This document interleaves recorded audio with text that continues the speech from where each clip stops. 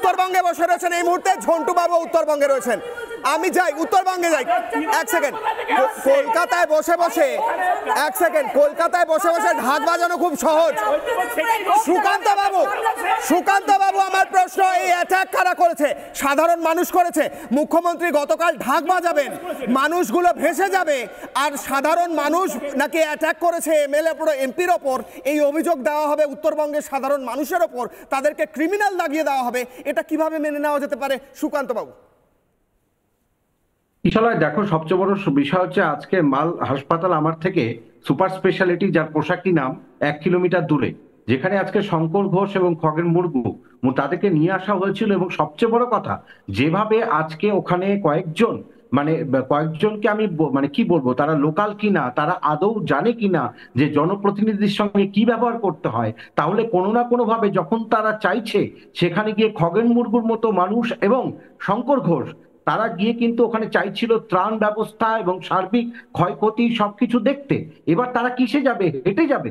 তারা নিশ্চিতভাবে কোনো না, যেমন মমতা বন্দ্যোপাধ্যায় এসছেন, তার পুরো সংগঠন নিয়ে এসছেন, মানে তার কে নেই তার পাশে। সুতরাং যখন চেক বিলি করছেন, তিনি ওখানে চেক বিলি করে কম্পেনসেশন দিচ্ছেন। কিন্তু আজকে যে মানুষগুলো আজকে এখানে মারা গিয়েছে, তারা কিন্তু প্রান্তিক মানুষ। এবং উত্তরবঙ্গ কিন্তু বারবার একটা কথাই বলতে হয় যে উত্তরবঙ্গ উন্নয়ন মন্ত্রী এবং উত্তরকন্যা, এই দুটো একটা মন্ত্রক, এবং একটা হচ্ছে নন ফাংশনাল অ্যাডমিনিস্ট্রেটিভ বিল্ডিং তৈরি করে কি করা হচ্ছে? উত্তরবঙ্গের কোন উন্নতি হয়েছে? যেভাবে রিসোর্ট তৈরি হয়েছে, অপরিকল্পিতভাবে রিসোর্ট তৈরি হয়েছে, বিভিন্ন জায়গায় গাছ কাট বৃক্ষছেদন করা হয়েছে, গরুমারা ন্যাশনাল পার্কে বৃক্ষছেদন করে ওভারব্রিজ তৈরি করা হয়েছে, এর উত্তর তো দিতে হবে। সুতরাং আজকে যদি আমি আবারও বলছি, যদি আপনি বার্ড আই ভিউ করে দেখেন, পুরো উত্তরবঙ্গের বুকে যে বনাঞ্চল রয়েছে, দেখবেন ফাঁকা হয়ে গিয়েছে। সুতরাং বাস্তুতন্ত্রকে যারা নষ্ট করেছে এবং অপরিকল্পিতভাবে রিসোর্ট গুলো তৈরি করেছে, তারপরে যখন খগেন মুর্মুর মতো মানুষরা যাচ্ছেন সহায়তা করতে, তাদের উপর এই আঘাত কিন্তু বলতেই হয় পরিকল্পিত।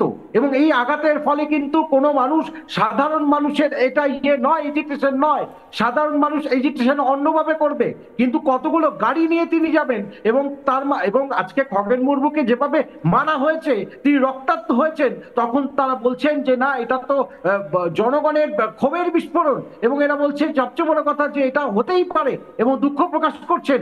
আজকে কার উচিত ছিল এখানে আসার? যখন কলকাতা দাঁড়িয়ে তিনি কোমরে কোমর মেলাচ্ছেন, যখন তিনি মাদল বাজাচ্ছেন, তখন তার মনে পড়ছে না উত্তরবঙ্গ বলে একটা জায়গা যেখান থেকে রেভিনিউ কালেক্ট করা হয়, উত্তরবঙ্গে যেখানে আমরা ঘুরতে যাই, যেখানে আমরা প্রাকৃতিক শোভা পাই।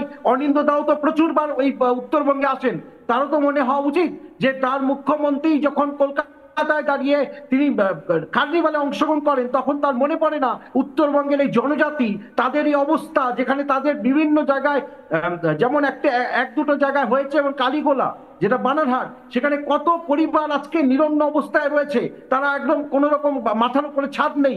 এবং সত্যি কথা বলতে উত্তরবঙ্গ নিয়ে ভাবার জায়গা তৈরি হয়েছে। উত্তরবঙ্গের মানুষরা কেন ভাবে যে তিলোত্তমা বা কলকাতার মানুষরা এইভাবে ভাবছে? কারণ মুখ্যমন্ত্রী যদি ভাবেন যে এটা ভোট ব্যাংক, আমরা শুধু ভোট ব্যাংক, তাহলে মুশকিল রয়েছে। আচ্ছা, কেন্দ্র সরকার যে ন্যাশনাল ডিজাস্টার বলে করবেন, এটা যে এত ক্ষতি হয়েছে, কেন্দ্রীয় সরকার কি বলবেন? এটা শুভেন্দু অধিকারী, কেন্দ্রীয় সরকার, অমিত শাহ, নরেন্দ্র মোদী, সবার উপর আপনি ডিপেন্ডেন্ট। মুখ্যমন্ত্রী মমতা বন্দ্যোপাধ্যায় ছাড়া DVC, Bhutan, Nepal, Suvendu Adhikari, national disaster হবে কিনা কেন্দ্রীয় সরকারের সাথে আপনারা কোঅপারেট করছেন? আপনারা কোঅপারেট করেন? আপনারা বলেন কেন্দ্রীয় সরকারকে ঢুকতে দেব না, কেউ ঢুকলে নাকি হাতা খুঁতে নিয়ে তাড়া করুন। আপনি কেন্দ্রীয় সরকারের কাছে টাকা চাইতে যাচ্ছেন? কেন্দ্রীয় সরকারের কাছে কোঅপারেটটা করুন, আগে কেন্দ্রের সঙ্গে কোঅপারেট করুন। কয়েকটা ছবি দেখাই, আমি আসি, আমি কয়েকটা ছবি দেখাবো, তারপর নানা ধরনের কন্টেন্ট দেখার জন্য লাইক করুন, শেয়ার করুন আমাদের ফেসবুক পেজ, সাবস্ক্রাইব করুন আমাদের ইউটিউব চ্যানেল। পাশাপাশি অন্যান্য ব্রেকিং নিউজের জন্য অবশ্যই চোখ রাখুন রিপাবলিক বাংলায়।